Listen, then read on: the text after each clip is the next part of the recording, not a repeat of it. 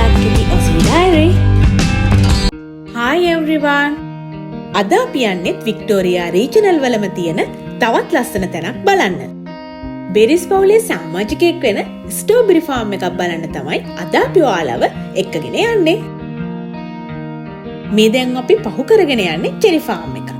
එතනට නම් අපිට ඔයාලව එක්කගෙන යන්න විදිහක් නැහැ. මොකද චෙරි සීසන් එක දැන් ඉවර වෙලායි තියෙන්නේ. අපි දැන් ඉන්නේ රීජනල් ඒරියා එකේනේ. ඒ නිසා අපිට ගොඩක් දකින්න හම්බ වෙන්නේ ෆාම්ස්. ඔන්න ඉතින් කතාවෙන් ස්ට්‍රෝබෙරි කඩන ෆාම් එකටත් අපි ආවා.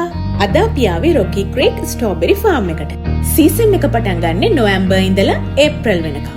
මේ ඉඳලා ඔක්තෝබර් වෙනකම් ඔෆ් සීසන්.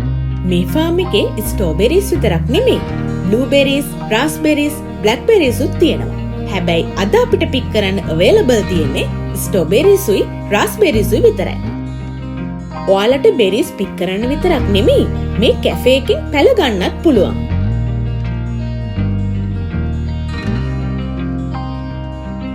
දවස් 7ම උදේ 10 ඉඳලා හවස 5 වෙනකම් මේ ෆාම් එකයි කැෆේ එකයි ඕපන් කරලා තියෙන්නේ.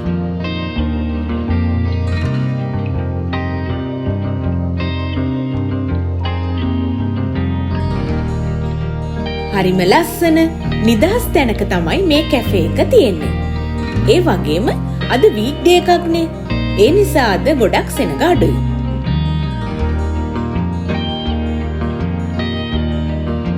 මේ කැෆේ එකේ අලෙවි කරන්න තියෙන්නේ ගොඩක්ම මේ ෆාම් එකේම නිෂ්පාදන.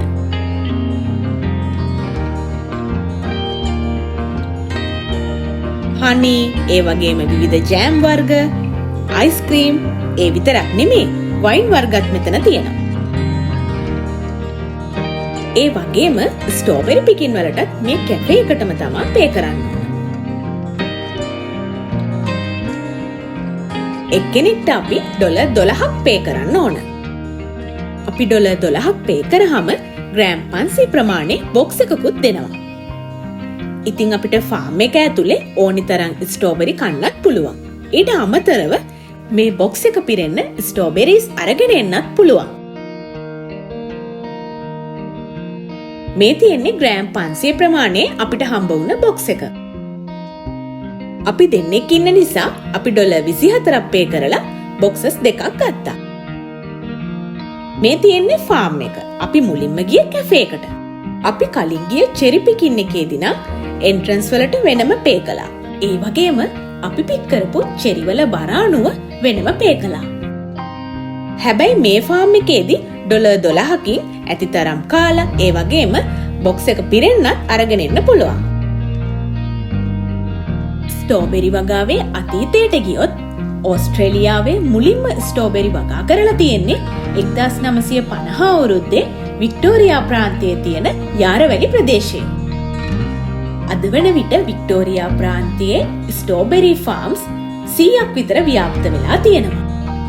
එයිනුත් 75ක් විතර තියෙන්නේ යාරවැලි ප්‍රදේශයට ආසන්නවයි. ඒකට හේතුව විදිහට කියන්නේ ස්ට්‍රෝබෙරි වගාවට අවශ්‍ය සාරවත් පසක් මේ ප්‍රදේශයේ තිබීමයි. අපි දෙන්න මුලින්ම කළේ හිතේ හැටියට ස්ට්‍රෝබෙරි කන එක.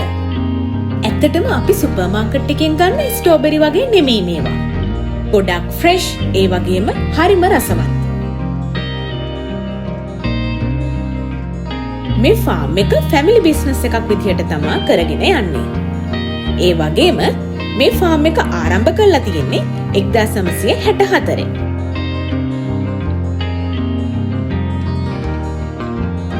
මේ ස්ට්‍රෝබෙරි ෆාම් එකේ රතුම රතු හොඳට ඉදුණු ස්ට්‍රෝබෙරි වගේම බාගෙට ඉදුණ ස්ට්‍රෝබෙරි, ඒ වගේ ඉදුණ නැති ස්ට්‍රෝබෙරි කලවමේ තමා තියෙන්නේ. ඉතින් අපි හොඳට හොයලා බලලා රතුම රතු ඉදුණු ස්ට්‍රෝබෙරි විතරයි කඩාගන්නේ.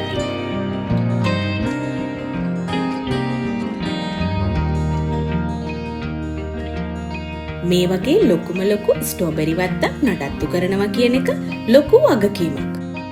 හැබැයි ඉතින් මෙතනදී නම් ඒ දේවල් හරියටම වෙලා තියෙනවා.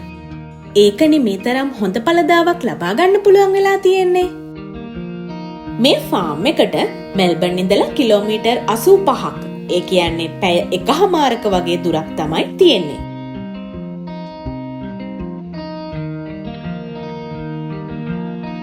ආපු වෙලාවේ ඉඳලා ස්ට්‍රෝබෙරි කාලම දැන් නම් බඩත් පිරීලා හොඳටම. ඒ වුණාට අපිට හම්බුන බොක්සස් දෙකට අපි ස්ට්‍රෝබෙරි කඩා ගන්න ඕන ගෙදර ගෙනියන්න. අපි දැන් එක බොක්ස් එකකට ස්ට්‍රෝබෙරි කඩලා ඉවරයි. ඕගොල්ලන්ට පේනවනේ මේ නෝට් එක. මේ බොක්ස් එකේ ලිඩ් එක වහන්න පුළුවන් වෙන තරමට තමයි අපි ස්ට්‍රෝබෙරි කඩලා දාගන්න ඕනේ. එහෙම නැත්නම් අපිට ඒ ස්ට්‍රෝබෙරි වලට වෙනම පේ කරන්න වෙනවා.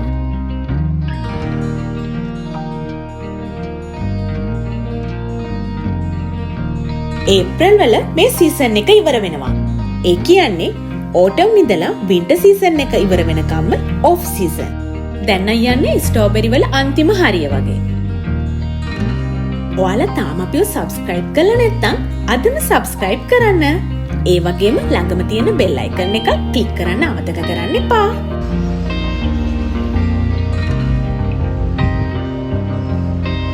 මේ තියෙන්නේ තවත් ස්ට්‍රෝබෙරි වගාවක්.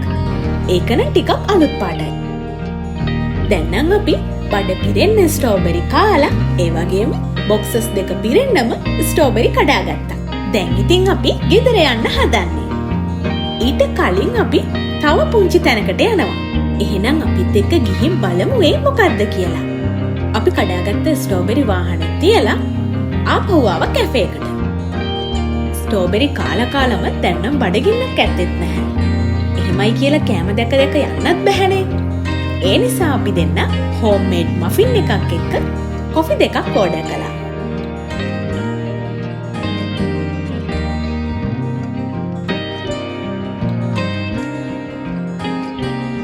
ඔයාලා තාම අපිව සබ්ස්ක්‍රයිබ් කරලා නැත්නම් දැන්ම අපිව සබ්ස්ක්‍රයිබ් කරන්න. එහෙනම් මේ වගේ ඔසී ඩයරි වීඩියෝවකින් තවත් දවසක හමු වෙමු.